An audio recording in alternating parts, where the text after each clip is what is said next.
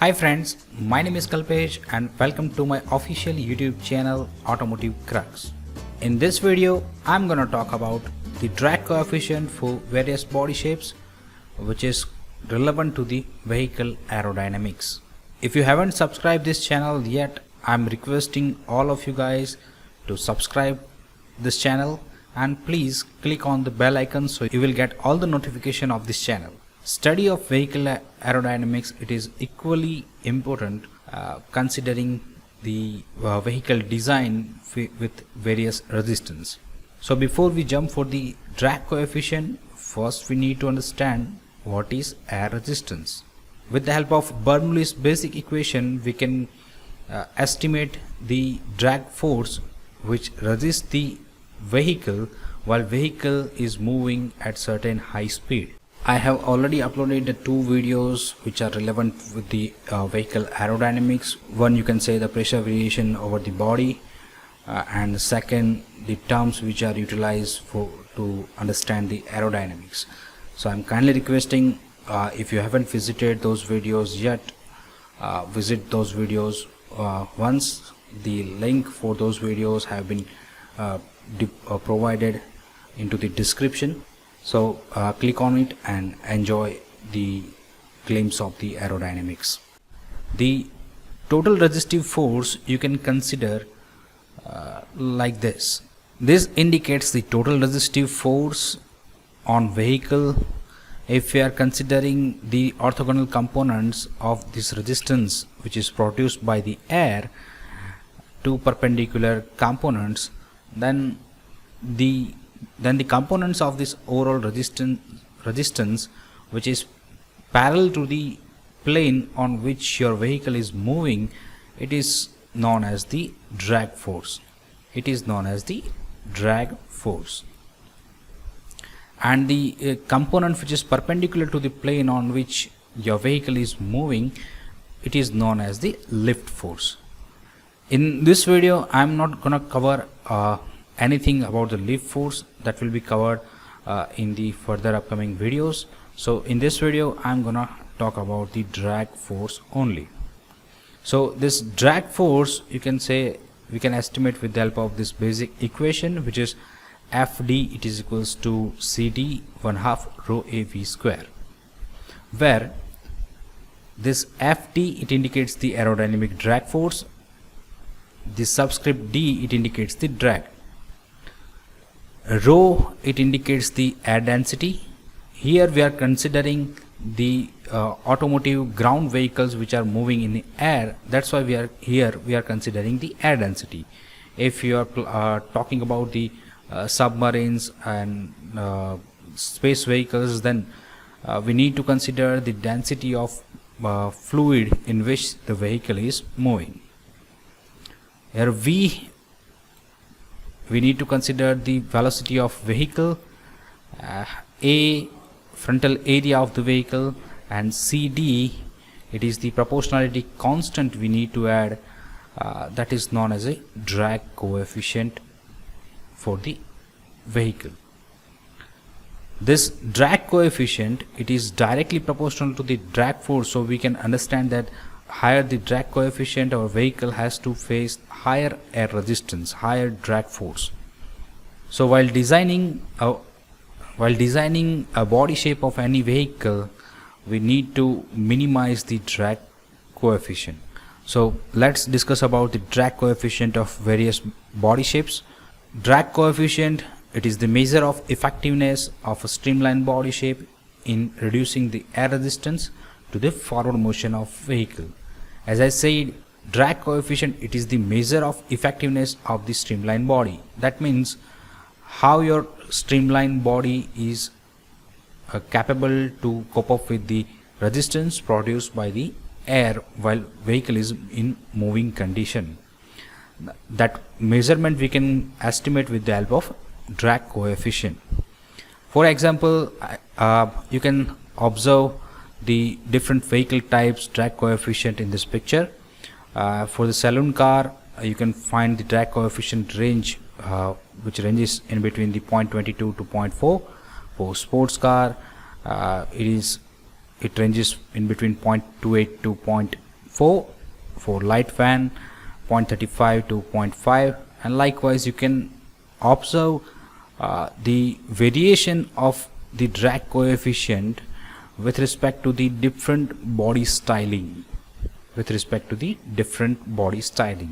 and you can also observe in this table that as the frontal area increases, the drag coefficient increases. Okay, now let's discuss about the various body shapes. So drag coefficient of various body shapes.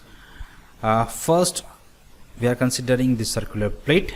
In this picture you can observe the circular plate which has been oriented exactly perpendicular with respect to the direction of moving air. So when air strike to this plate, majority portion it will produces the high pressure near about the stagnant point, and the air which is moving towards the periphery, it will cross this plate. So airflow is head on and immediate end of the pressure difference. The flow separation occurs at the periphery.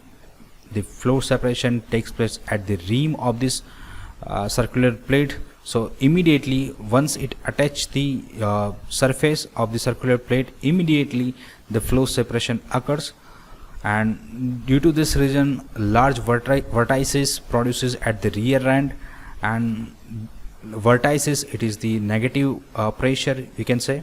So this is the reason why the drag coefficient of this circular plate, it is quite high, which is almost 1.15.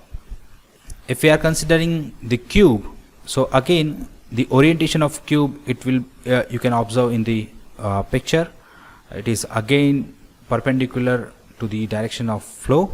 So when airflow come across this cube, it will obviously at this point we have a highest pressure when the streamlines crosses the boundaries of this cube. So boundary layer around this side delays the flow separation for an instance of a time. The streamlines, they attach to the surface which is above the cube, and then at this point this streamline, or we can say the flow separation occurs. So we can say the boundary layer around the sides, these are the sides, okay, they delays the flow separation as compared to we have seen in case of a circular plate. But the in the same manner larger vertices produce at the end, so the drag coefficient in this case also a large. So the drag coefficient value for the cube, if we are placing the cube in the same manner, then it will be near about 1.05. Now as we have seen in the basic equation of the drag force, the drag coefficient and the drag force, they are directly relevant to the frontal area. So as we have seen in the previous two cases, if the frontal area are large, frontal areas of circular plate and the cubes are large, so we have a large drag coefficient. So in this case of 60-degree cones, we are trying to reduce the frontal area considering the direction of flow. So the orientation you can observe in this picture. The 60-degree cone apex, it first faces the airflow. Airflow is in this direction, so airflow towards the cone apex and then spread into the parallel to the shape of the cone surface. So when it strike to the apex, it will be divided and it travels with the surface of this cone. So flow separation delays as compared to the circular plate and the cube, and it will be quite nearer at this point, you can consider. Okay, so flow separation takes place at periphery.